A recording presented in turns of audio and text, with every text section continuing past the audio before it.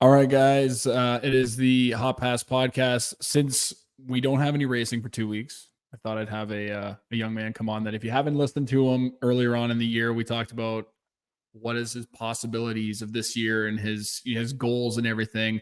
Now we've got Kyle Steckly, a Canadian. What would you call yourself? A possible prospect, A racer. a racer. Just Okay, a racer. all right. um, a short track racer from Canada, and we've got him back on to talk about his most recent win and how the whole year's been going. So, Kyle, welcome back. Yeah, thanks for having me back on. It's been a hell of a year, that's for sure, and staying busy, going all over North America, but coming off a big win in the Redbud 400 here last weekend was really cool. So, last time we talked, I don't even know if the season necessarily started yet. I think you were just about to race. Where was that against Chase Elliott down in Florida? Yeah, in Florida at New Smyrna. It was just before the season opener in the ASA Tour, I'm pretty sure. So it's come a long way since then and a lot of racing. Yeah, man. So just before that, I remember you were saying, we were talking about how you had to race Chase, and then you ended up passing Chase during that race, and you said that he was he's like your idol or whatever, or like one of your favorite drivers, and to be able to pass him was kind of surreal. So give us that whole weekend, how that went, and then I know it's been kind of rough throughout the year, whether it's car problems or whatever, and then leading up to this. So give us an update, my man. Yeah, it's been pretty hectic, honestly. I knew it was going to be a lot of learning going into it, but started off strong at New Smyrna. I made a pretty big mistake in qualifying, and it led us to go through the last chance race there in the season opener at New Smyrna, and won the last chance race, and then started the feature and drove up to about 7th or 8th, and then I was there, found myself battling with Chase Elliott for the last 20 to 30 laps of the race, which was really cool. He ended up getting me by one spot, but still cool to say I was side by side racing with someone like him. And I was a big Jeff Gordon fan, and then Chase started coming up the ranks. And I was watching him, and then he took Jeff's seat, so that was really cool. I've been a Chase fan ever since, but now I don't know if I can be as much of a Chase fan racing him in these races. So gotta keep on working, and hopefully we'll be racing him every Sunday here eventually. God, I would love to see that. I'd love to see that. One day you just, you're like that battle this weekend at the Brickyard 400, and it's just you and him. Are you jumping early, or are you praying to God when you get to that checkered? 100%. I'd be jumping early. I mean, it's part of it. Everyone does it, It's just those big restarts that people watch. So, but it's just a racing deal. So that weekend, I know you were like, who else was in that race? Ty Majeski was in that race. Yeah. There was a lot of big names in it, right? All the big short track names are in these races. Bubba Pollard, Stephen Nasse, Casey Roderick, all the Donnie Wilson racing cars, all the Anthony Campy cars. It's the best of the best. So it's pretty cool to be racing against them, let alone, just going out there and beating them this past weekend was definitely really cool. Yeah, so throughout the year, I know you started off really well at that race at New Smyrna, and after that, there's a couple of races with engine problems and car problems. How do you continue to just be able to keep that? Because you started off so hot, and it's like it immediately could go down from there. How do you are able to keep your momentum going in your brain and look at the long run picture and be able to get to this point where you actually won in Indiana against some big names, one of the Quapple brothers as well? Yep. Yeah, it is tough for sure. I mean, you run good and then you get down on yourself because you're having issues or you make a mistake in the car. And we had some of those. We had a couple of mechanical failures, a couple of issues that, were out of my control. And a couple times through the races, I was making mistakes that I shouldn't be making. So it's all part of the learning process. But I think the big thing for me is just racing so much. If I was just doing that 10 race series, it'd be a challenge, with the poor results that we've been getting down there. But keeping my confidence up here in Canada and doing what I love still in Ontario where I all started, and winning races up here kept me confident in myself and my abilities. And I knew if we put a race together that we showed speed every time we go to the track. We just need to make everything fall in line and have a clean race. And we did that this past weekend. Yeah. So I've been able to watch a couple of these races. And I think the first time I went out to Thea, you were driving in your buddy's car. And now I don't know if you remember which one we were talking about it, but it was turn one. It was at Delaware Speedway, just south of London. And turn one right off the green flag. Tell me exactly what happened. Be honest. Because on the broadcast, or at least when I was there on the announcements, they're saying, okay, I'm going to paint a picture for everybody. They're coming to the green. He goes green. I think you had the outside. The guy had the inside line. And I think personally, I was screaming it. He locked his shit up and he overshot the corner. And he door slammed you and ruined the rest of the day pretty much for you. What was your whole ordeal with that? Like what was going through your mind? Yeah, pretty much. I was like, well, I got a really good jump first off on the restart, and I was going in there side by side, door to door with them, and he just, in my opinion, he entered low and locked up the brakes and slid up just a foot, not a lot really, but the way we touched broke something in my left front. I think it cut the tire down, and from there I was headed straight for the wall, unfortunately. So it did quite a bit of damage to the Nagy car. At least it wasn't your car. Yeah, but I'd probably rather it be my car because I felt real bad. Yeah, true. They work hard and they trust me to get in there, and then I put it in the fence. So, that wasn't fun, and but they were good about it, and it was cool to get the opportunity to race in a super stock. It's a level I kind of jumped, but yeah, I think he just locked up the brakes, and before the race, the Nagys were like, you got to stay right on their door like this. It's more aggressive racing than Pro late models and all this stuff. So I went in there ready to be like right on the guy's door, and then he slid up like a foot and it cut my left front, and I was like, oh my gosh. So then you come down and you go, hey, I fucking stayed on his door. Yeah. So it was frustrating, but I mean, that's part of it. You're going to have issues like that. And we kind of hit in a weird spot, and it ended our night really. We ran the feature and kept some points for them guys, but the car definitely wasn't the same. Yeah, I feel like that's I've had a couple of buddies now. My buddy Tyler that came with me down to Oswego there, and I brought a couple people now to these short tracks, and it is damn good racing, man. Like you guys always continuously put on a show. I remember the last time I'm coming all over the place just because we're just shooting the shit. We're having fun. This is not promotional, but it is a little bit of promotional for you as well. But I remember the last time we talked, you did your little thing for APC. You're like, oh, this is APC Auto Parts, and you did your little shtick, right? I don't know if I told you, but I went, I think a day or two later. I was living in Woodstock at the time, and I drive by an APC. I've been driving past an APC Auto Parts for fucking months, and I didn't even know. Yeah. And they just love they're racing. Everywhere. Yeah, they're big race fans. It's crazy. Yeah, they're great guys, great people, and they're all over Canada. You don't realize it. They don't have vehicles on the road like a Napa or other auto parts stores do, but they're everywhere. They're in all small towns. I think they're up over 65 stores in Ontario now. So pretty cool to see. And, they just love racing. They support a lot of Ontario racers. And what they're doing for me is obviously making everything possible. Now, I got to say, because I think it was down in Charlotte when they were sponsoring Noah Gregson's number 30 for the Rhett Jones, right? And I'm sitting there going, nobody knows what the fuck this sponsor is right now, dude. I'm sitting there going, there's no way. So they really, first off, they got the money to be able to put this together, but people were talking shit about that Rhett Jones car, and I was backing it up on social media. I said Rhett Jones can bring a car, and Noah's going to be in the car. It's going to be able to drive well. I think he ended up getting the top 10 that day.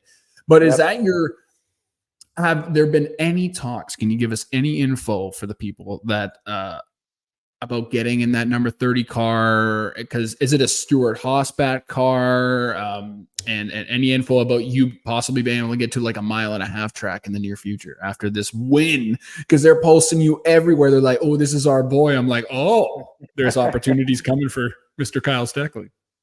Yeah, I mean, there's been talks and stuff, but obviously that's a Stuart Haas backed ride there in the Xfinity program, and obviously Stuart Haas is changing a lot here in this next 6 months to a year. So, nothing's set in stone, nothing's for certain, but there's been talks of different opportunities for me and even in the ARCA program. So just taking it one race at a time. I like to always just focus on what I'm doing, but hopefully we keep advancing, running well, and maybe you'll see me in an ARCA start or two at the end of the year. I would love to see that. Too bad Michigan. Wow. Hey, are they going to get you to like a Watkins Glen? Or is that kind of I crazy? don't know. I'd be down 100%. Because I'll be there. Holy shit, I'll be there. I'll be in Victory Lane waiting for you, dude. Yeah, it's close for us too. It's only like 5-6 hours away from us. So just tell them that. Be like, hey, I want to get in the ARCA ride. I'm only like 5 hours away. This is perfect. I could even camp. It'd be great. Yeah, it would be. But I mean, we'll see what happens. We'll see where it takes me. And I want to do those short tracks. I think they're a lot like a NASCAR Canada car, which I've done well in and had a lot of fun on the road course in CTMP, and then places like Delaware as well. So we'll see what happens. We'll just keep going, and hopefully I've got something to share in the future about possible opportunities for me. Yeah, you're young. You still got plenty of time, patience, right? I guess. Yeah. I'm getting older, so I got a little gray hair in my beard. I can't be waiting. I gotta get all this info. I gotta start now. I gotta go. So are you really like how much of a difference for people that don't know, if you're going from a short track to a mile and a half, have you done any sort of sim driving on a mile and a half? Have you touched it at all? Or are they going to just send you in and go, hey, good luck? Are you? I don't know. I think a lot of it's kind of just go in and good luck. But obviously, I've got like iRacing and stuff like that. But in my opinion, I'm one of the people who say it's not too realistic. It's a lot different, really. I mean, it helps you with some of the basics, but it's nothing like driving a car. And I did the Milwaukee Mile and the Super Late Mile. We struggled with our car, but that was different for sure, on the aerodynamics and side force. So just getting a little experience like that, and then obviously ARCA is a good stepping stone for things when you're new to it, and get into it. Obviously, there's test days that you can do for ARCA, and there's the big Daytona test at the start of the year. Get you on a 2.5 mile track there. So there's different opportunities, but pretty much you got to go out there and let her eat. Well, when you're in an ARCA race, you'll have to let us all know, and I'm going to be sitting there going, for the love of God, please don't let this man crash, because it is anytime I've ever watched an ARCA race, it is nearly impossible to be able to get 10 laps of green flag running. I'm just sitting there going, hey, stop crashing. Stop being so aggressive. Like, those guys are very aggressive. I don't think I've ever seen anything like that. Have you been in a race at all that's just been that aggressive in the ARCA races, if you've been able to watch any of them? Yeah, I mean, I think so, but it's tough. I mean, yeah, it's pretty rough racing, and everyone's pretty green to what they're doing. Like you said, how do you get ready for a mile and a half? Well, you go out and race in the ARCA series. So I mean, it's definitely a learning curve, and there's a lot to it. And obviously, going out there and wrecking cars isn't cheap. So we got to be smart about what we want to do and how we want to do it. But I think that's a stepping stone you need. And I mean, I think the NASCAR Canada Series is pretty rough, honestly, too. I think the short tracks and the fiberglass bodies, you get away with it a bit more than what they do in ARCA, being the mile and a half stuff. So I think, being around some of them drivers in NASCAR Canada is probably what ARCA would be a little bit like. But, those mile and a half, the super speedway, stuff like that is completely different for sure. So throughout this whole year, like when you guys were going through your bit of an engine, like car problems, or you were making mistakes, I know that your friend, I know, but maybe other people don't know, but Rhett Jones is where Noah Gragson came up through, correct? Yeah, just not necessarily when he was young, but he's been racing there and been with them guys for the past couple of years. Yeah, so when you're going through this stuff, I think you said that you went on a trip with Gragson and the guys from Rhett Jones or something like that. And is he giving you pointers on how to be able to run these short tracks, how to be able to run? Like, who's giving you some sort of pointers on a weekly basis? Is it the guys from Rhett Jones? Is it your dad? Is it Gragson? Or is it kind of just everybody being able to help you learn? Yeah, it's a bit of everyone. Obviously, I've had my dad by my side since forever, since the day I was born. So he's taught me the most out of anyone for sure. And the Rhett Jones guys, they've been around a long time too. So they help me out, and having Noah in my back pocket, being able to call him or text him whenever I want when I'm heading to a new track that he's been at. And the one thing about him is he takes some pretty incredible notes. So, anytime I Oh, text him really? about a track I've never been to, he sends me a whole page, like 3 pages of notes from when he was at that track. So that's definitely Really? helpful. Yeah, learn a lot of that Wow. type of stuff, and taking notes and describing what you're feeling, writing it down, and being able to tell your crew chief what you're doing and what you're feeling out there. So learned a lot of that from him, and just being able to get that support and knowledge from somebody who's went from racing super late models all the way to the Cup Series. Right, because that's really interesting. It's something that just a typical viewer like myself or whatever, that we don't know that guys are taking those kind of notes. Definitely like Yeah.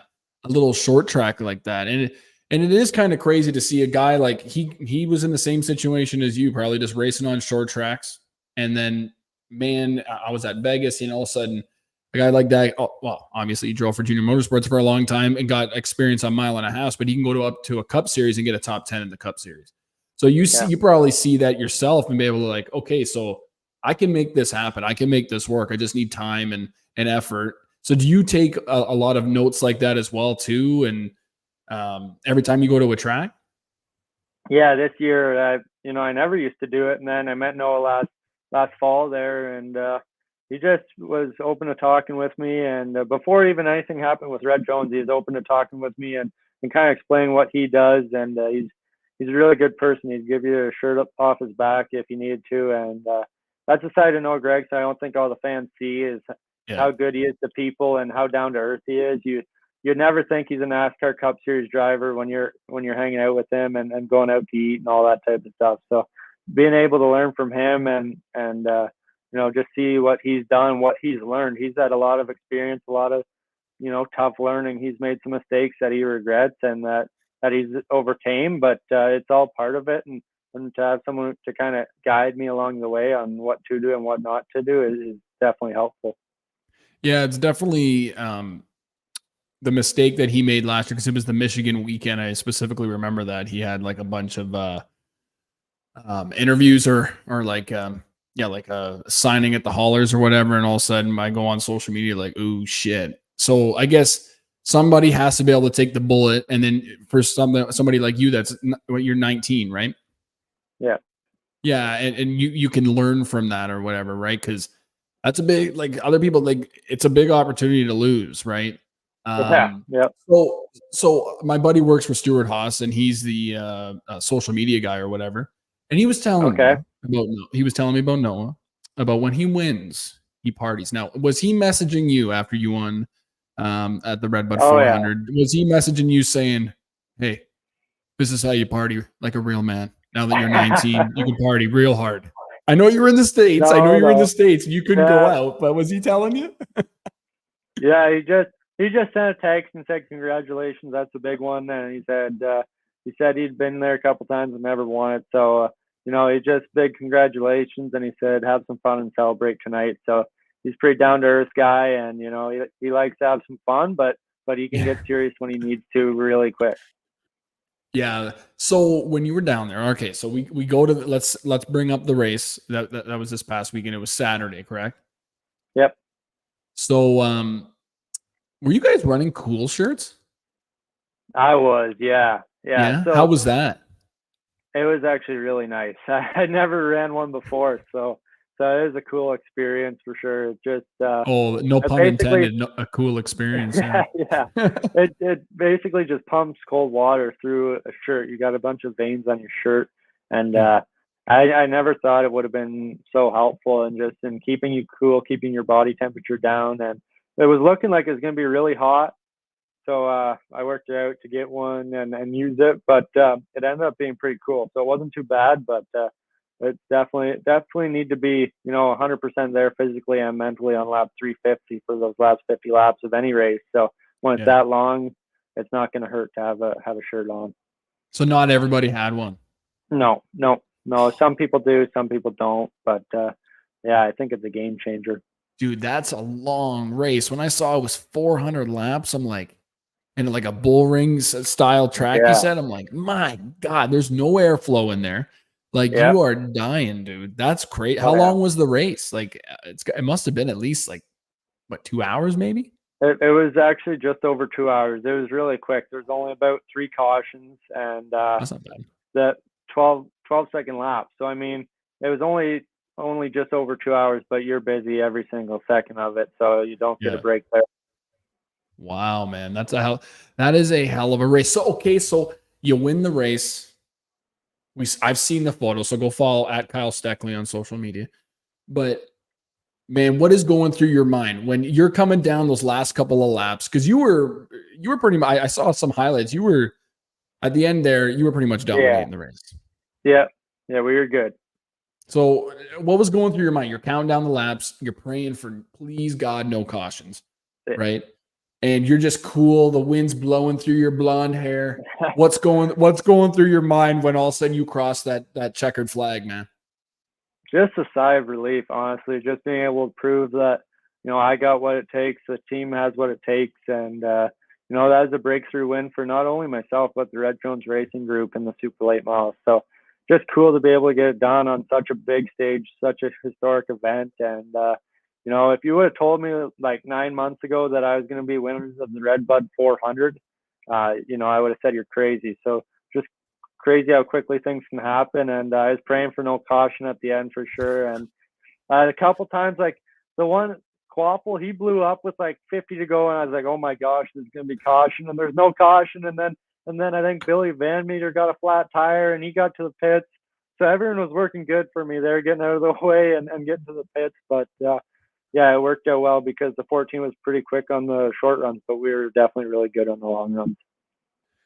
Yeah, I'm gonna have to go back and watch the race because I haven't been, because like I got Flow Racing, and then I was like, holy shit, I'm gonna have to pay for a whole nother fucking thing, which kind of sucked. I was really hoping it was on Flow, but everybody's it was on what, Track TV?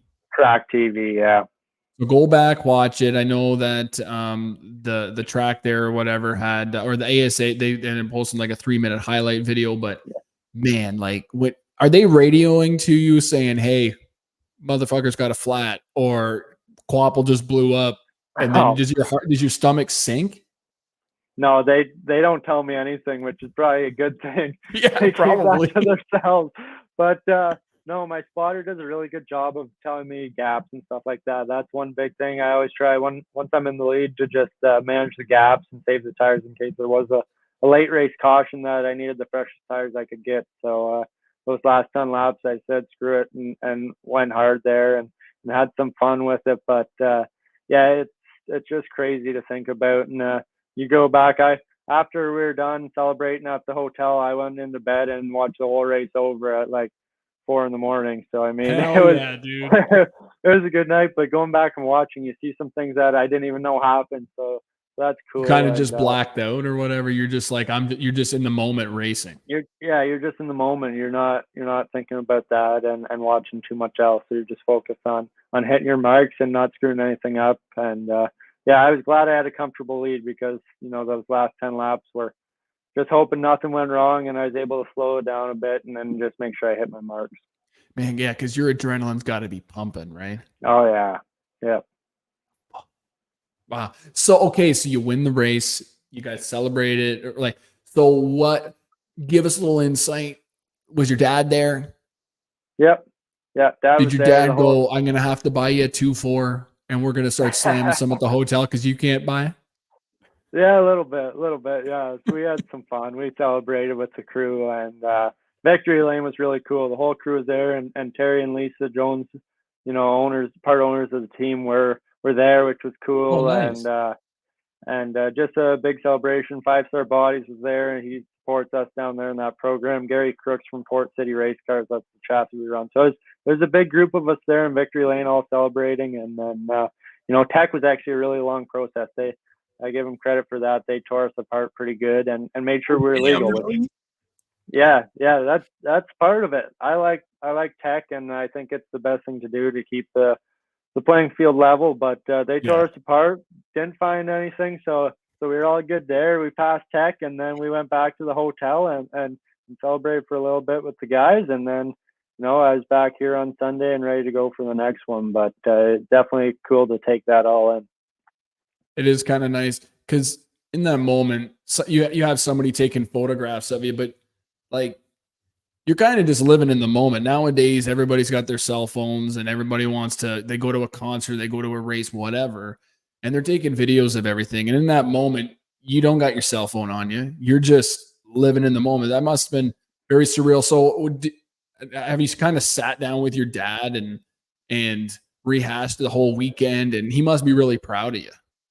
Yeah, for sure. He's definitely a big supporter of me, and always been there for me. He wants me to do well, and we struggled Friday night quite a bit. Honestly, we had Friday night practice there, and Dad wasn't too happy. He gets worked up in a good way because he wants me to do well, and it wasn't necessarily too good. So we went to work, me and the team, and got the car a lot better for Saturday, and went out and we were fast in both practice. So he definitely was a lot happier Saturday after practice than Friday night after practice, which is all good, and happy we could turn around. And then obviously we knew we had something good there once we were fastest in practice, and I had a real good long run speed.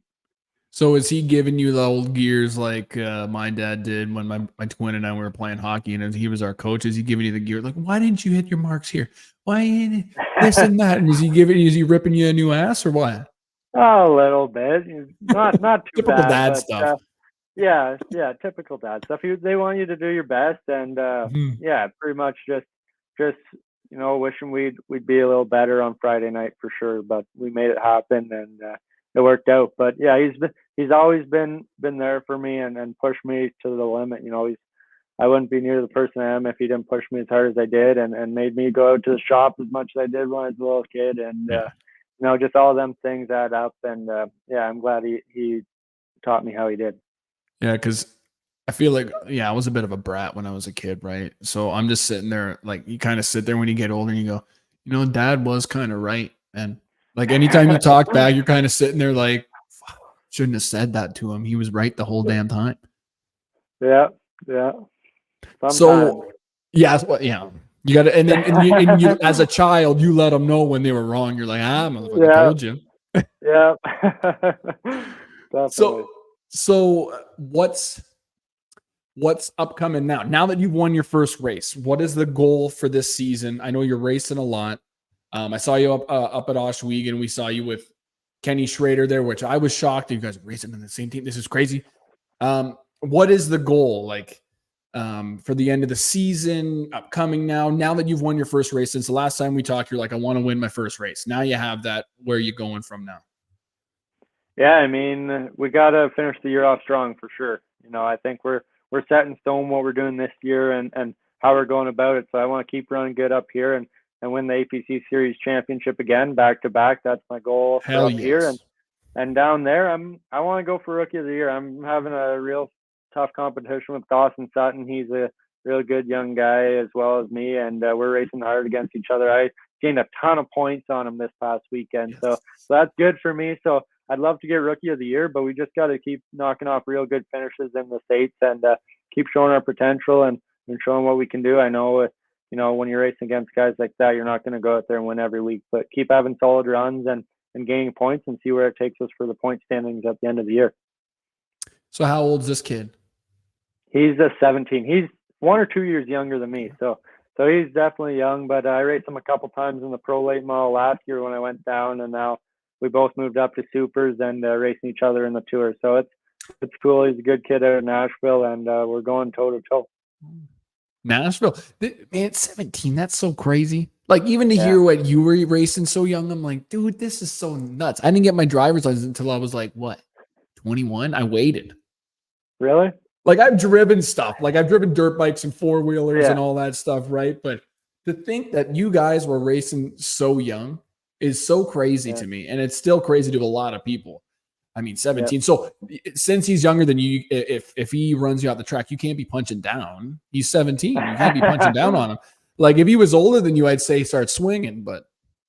Yeah, I don't know. I mean, hopefully nothing like that happens. Well, if Bubba Pollard rolls up on you, I'd be watching it, because that guy, he looks like he could kill a small child with one little punch. Yeah, there's definitely some big guys and a lot of older guys, with just more experience and adults in the field. So I gotta keep my nose clean, I guess. I don't want to be getting in any fights here, but Yeah. no, I mean, I'd rather get punched in the face than wrecked on the track. Hell So I'm yeah, okay for with sure. that because you don't realize how much time and effort goes into those cars and the money that costs. So I mean, if I did something stupid where they feel they need to wreck me or punch me in the face, I'd rather them come over and, and punch me in the face. So, but no, hopefully nothing like that happens. I work hard on gaining the respect of the drivers and racing people as clean as I can until they race me otherwise. Yeah, because being so young, has it been intimidating at all? Definitely when you were running that first race at New Smyrna, Chase Elliott, Ty Majeski, Bubba Pollard, big names like that are racing against you. Is it very intimidating? Are they kind of are they running you a little bit harder because you're so young? Like I know that Haley Deegan, when she was racing, she gets raced really hard just for being a girl, right? So are they like giving you the whole run up the field or whatever, or running you up the track at all, or no? No, not really. And once I'm in the car, I don't worry about any of that stuff. Kind of a bit of a flip, just switch flips, and I go in and race everybody the same. I feel the only ever time I've felt anything of intimidation or like, holy cow, I'm racing this guy was Chase Elliott when I got into him a little bit and got under him, and I was just like, holy shit, I just got under Chase Elliott. I just moved Chase Elliott and I'm passing him right now. So that was pretty crazy. But, I've never really changed how I race. Once you're in the car, everyone's the same, everyone's equal, and I'm going to race them how I race everybody. Man, when you got under Chase Elliott, I was fucking screaming. I'm like, move that Yeah. motherfucker, baby. Move him. Come on. I was fucking losing it. Because when you said that, he's your idol and he's your favorite driver, I'm like, I can't even imagine. This is like, to you, this is like somebody that always played basketball and they're all of a sudden now they're finally on the court with fucking LeBron James. Yeah. Yeah. Or like I'm on the ice with fucking Wayne Gretzky or something. Right? Yeah. Like Yeah. you're just sitting there going, holy shit. So that must have felt really good. I didn't understand that he ended up passing you in the end anyways again. But I mean, Ty Majeski, oh man, I'm not a big fan of Ty Majeski just because of the money side. Like when I'm betting on the guy, his engine will explode or his battery dies. But he cut a tire in that race too or something, right? He lost an axle. Yeah, he lost an axle. That's the definition of his whole truck series year this year until last week. Oh my God, man. I don't want to get you in trouble, but I'll do the shit talking. Everybody on my podcast knows that I've been hating on Ty Majeski all year, but I do have to say, so how in the hell, when we're at Oswego, we'll back up a little bit as well. Like when we were at Oswego a couple of weeks ago it was the Canadian NASCAR series on the dirt track, right? Yeah. So yeah. I come into the pits and I'm like, my buddy Marshall goes, I think that's Ken Schrader in the car. And I went, what? And he's racing for the same team, right? Yep. Yeah. How the hell did that get pulled off? Yeah, well, APC is actually linked with Federated Auto Parts, and they're the big Kenny Schrader supporter. So Luke from APC met Kenny a couple years ago, and Kenny's been coming up the last 2 years to race for 22 Racing in NASCAR Canada on dirt. So he's a lot of fun. He's a great character, and just there for a good time, and he's pretty easy going. So is he giving you a lot of tips and stuff as well too? He must be. Yeah. He's had years of experience, man. He just loves racing.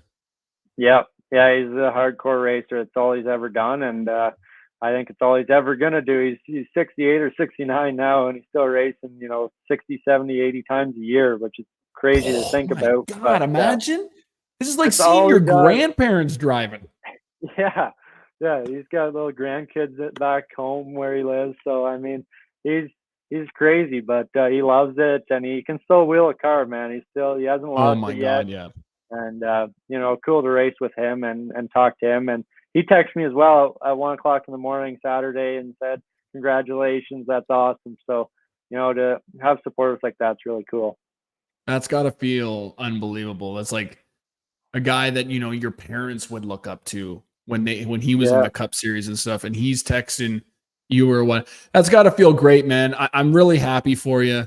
Next time I see you race though, maybe don't get up against a guy, don't be right up on his door like that. Cause I'd like to see at least 2 laps. Yeah. Yeah. Well, Oshweekend was good. You Yeah. got to see Well, a good but shot it was Oshweekend. very one lane. I don't Yeah, know it what the was. hell was It going was. on with that track, man. Yeah, it was tough. I mean, the track was completely different than the last year, and I had a lot of fun making the moves, but I could see how for the fans it was pretty one laned and hard to pass. Yeah, and we're all sitting there swearing at the French guy because he freaking ends up cutting down Chase Briscoe's tire early on. Yeah, We were all losing it.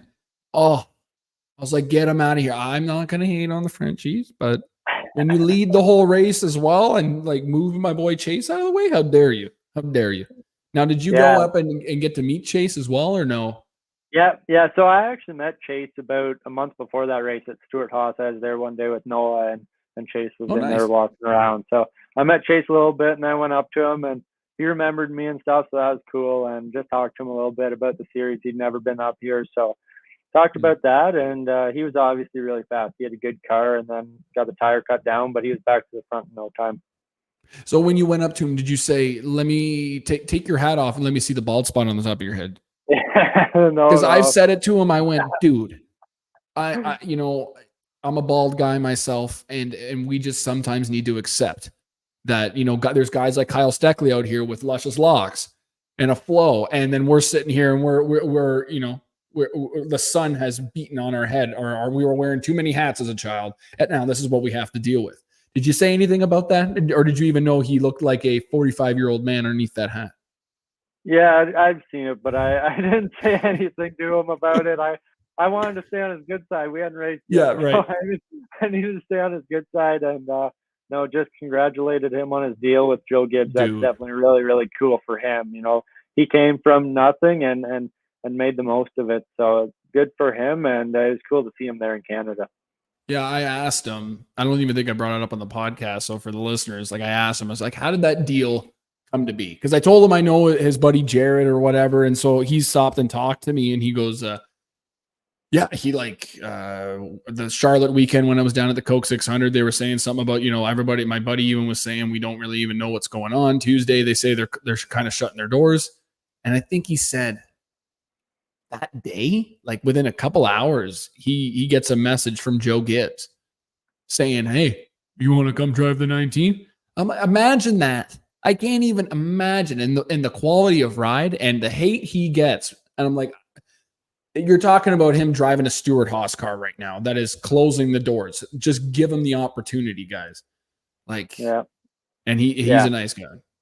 Yeah, for sure. It's cool to see him and Noah and Josh all getting pretty good opportunities. I mean, they're all going to good teams, and excited for Noah as well with Front Row. I think they're going in the right direction. You see Michael McDowell running good pretty much every weekend, really. He's up there and he's contending, and same with Josh Berry. We'll see him, see how he can do in that Wood Brothers car. I mean, they've struggled, but he's a good short track racer as well. So Stuart Haas had a lot of good drivers, and it's cool to see them continuing to be in the Cup Series and see where it takes them. So if you get an opportunity for the Cup Series, is there a specific team? Doesn't matter, Alliance, Ford, Chevy, Toyota. Is there a team that you specifically would like? It's your dream team. Don't say Hendrick, because I swear to God, Kyle, right across the mouth, huh?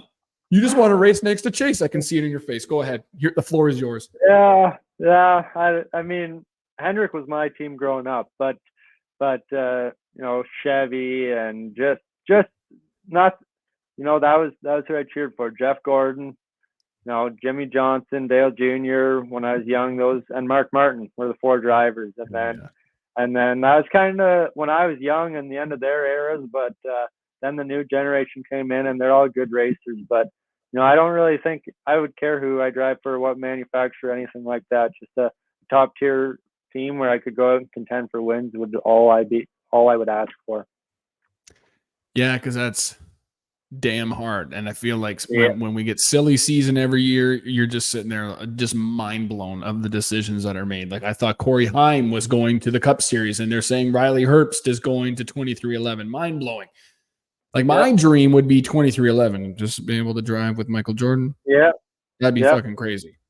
That would be cool. And they built a pretty badass shop there in North Carolina. So I drove by it, and they're spending the money, and they got a good program going there with Toyota too. Yeah, I was inside of there. They kind of on the opening day, and they kind of sheltered you from being able to really go through much of the shop, but it was pretty sick. So Kyle, is there anywhere you can get your merch? I need one of these hats. I saw there were some t-shirts. I need to be able to rep this, and I want other people to rep it because my boy Tyler is addicted to racing now. He saw you race. Perfect. He's like, this kid's so cool. And I was like, well, easy. He's 19. All right. Stay away from him. Okay. Is there a website they can buy it from, or do they got to go to the track? So the APC series has a website there and they actually have a merch store now. So you can buy my shirts and sweaters in different colors on there.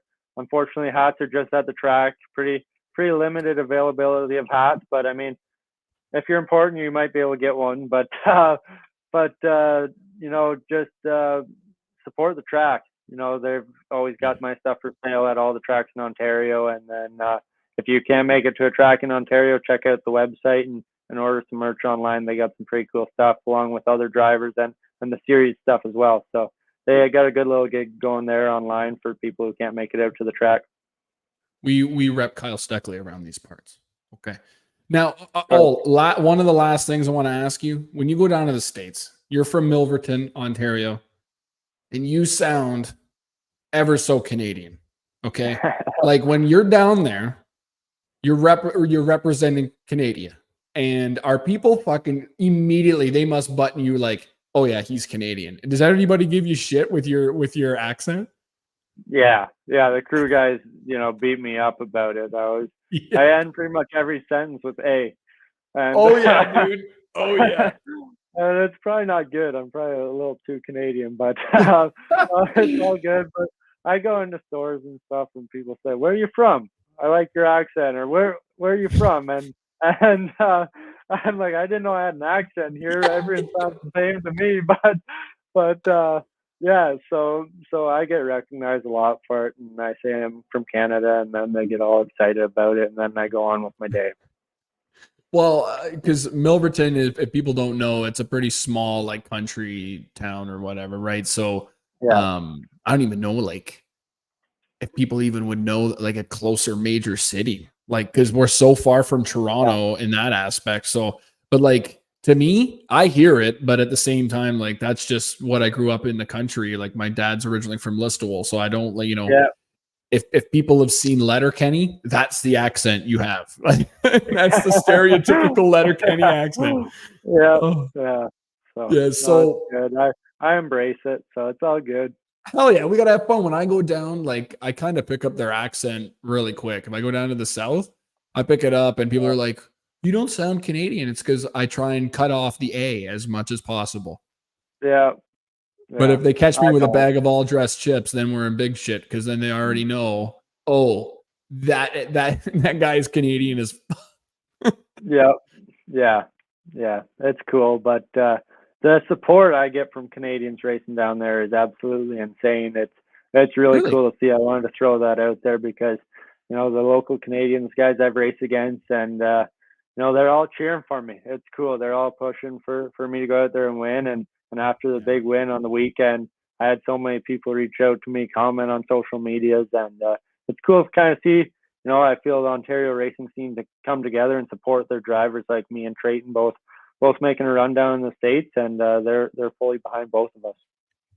Yeah, man, I do have to say, like when I found out you won, I was in awe. I was like, you know what, man? Yeah, we have Stuart Friesen, but I mean, he's lived down in like the New York State area for so long. And I'm like, he's Canadian, but he's not really Canadian at this point. And so it's nice to be able to see, watch him call me out on it. Watch me. If I ever interview him, he'd be like, I heard that you don't call me Canadian. Okay. My bad. Sorry. Yeah. I'll tell him that. Yeah. I'll do it. Yeah. I'll bow down to him. I'm sorry, sir. You're so much bigger than me.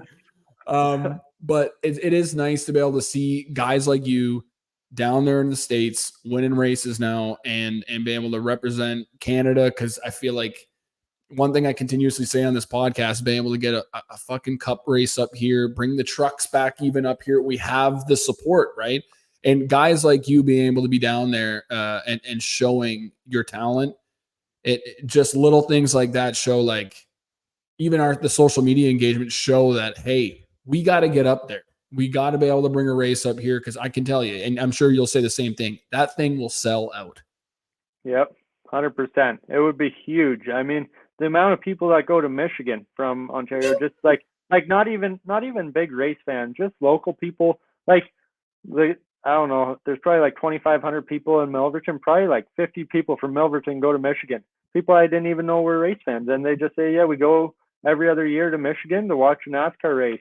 So, I mean, if there'd be a race in Canada and it would get big and publicized well, it would be sold out 100%. Yeah, and if they had a guy like you, so this is our promotion here. If we had a guy like you come to Canada, put you in a freaking truck or Xfinity or Cup race, that crowd would back the living shit out of you, man.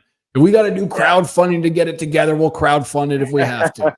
But it is crazy. I had Spider from Rubbin' His Racing on last week, and they Cabo Wabo Tequila is their sponsor, and it's the sponsor for the Xfinity race. And he said, when I was walking around, probably almost half the people there are Canadian. And I went, yeah, man, there is a lot of freaking Canadians there. And he goes, yeah. Oh, so you're one of those crazy Canadians there. I'm like, yeah. Yeah, maybe about 95% of the time there's alcohol in me, my bad. But this is a NASCAR race. Yeah, it's all about having fun. And exactly, there's a ton of Canadian fans. So, I mean, I think they can make something happen if they want to. You know, there's a lot of tracks in Canada that want to make it happen somehow. So I know there's been talks, and hopefully it does come about to someday be back here, even if it's in trucks or Xfinity. I mean, that CTMP Labor Day event was always huge. Oh yeah, man. It was amazing. If we can just get truck and Xfinity, because they put on, to be honest, the best show on road courses. Like Riley Herbst at the Brickyard this past weekend. Holy, did you end up getting to see that ending? I seen the it was good. Now I'm just, sometimes I kind of sit there and I wonder, could Kyle do that? Could Kyle dive in on asshole Eric Almirola? Because I'm still trying to figure out what he did to Bubba Wallace. I'm a big Bubba fan. So I'm still trying to figure that. So when he went underneath and I had money on Riley, I was like, move out of the fucking way, Eric. It's our time. And you spell your name like a goof. Who spells Eric with an A, huh? Yeah. What stupid way? See, you think the same thing. Yeah, I never really thought about it, but yeah. Yeah, it is dumb as hell. AA. Maybe he needs to go to AA, huh? Anyways, Kyle, I'm not trying to get you in trouble. So where can everybody find you? It was nice being able to talk to you as well, my man. Yeah, happy to be back on. You can follow me at Kyle Steckly or Kyle Steckly Racing on all social media platforms, and make sure you check out APC Auto Parts Centers if you're here in Ontario, and keep following along on the journey, and we'll see where it takes me. Yeah, no Canadian Tire, no Napa, nothing. It's only APC till we die, right? 100%. They got everything. I have to do my rear brakes in a couple of weeks, so I'll be going to APC to be able to get my brakes. I'll let them know that I know Kyle. Do it, 100%.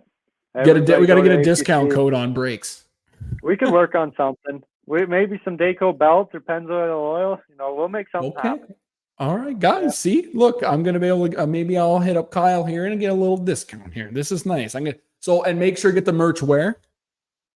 United Racing Series or at the track. Any track in Ontario's got my merch, so check them out and support your local tracks. And if you guys have trouble being able to find the merch, DM me at @FurlongEric_ on all my social media, and I'll get it all situated for you guys. If you guys have issues being able to get it shipped, I'll buy it and then ship it to you guys. Whatever we got to do, we got to support the man.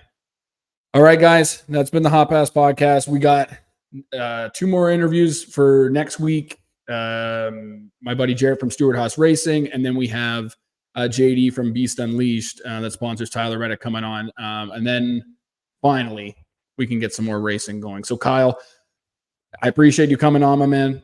you got the Canadian love. We got listeners from Europe or whatever on here as well too. So you're gonna get love from all over the world. So let's go keep winning more races. And we're gonna have to have that beer at some point. Maybe when you hand me over those breaks that I need. Sounds good. We'll make something happen. Thanks for having me on the show. All right, guys. HOT PASS Podcast.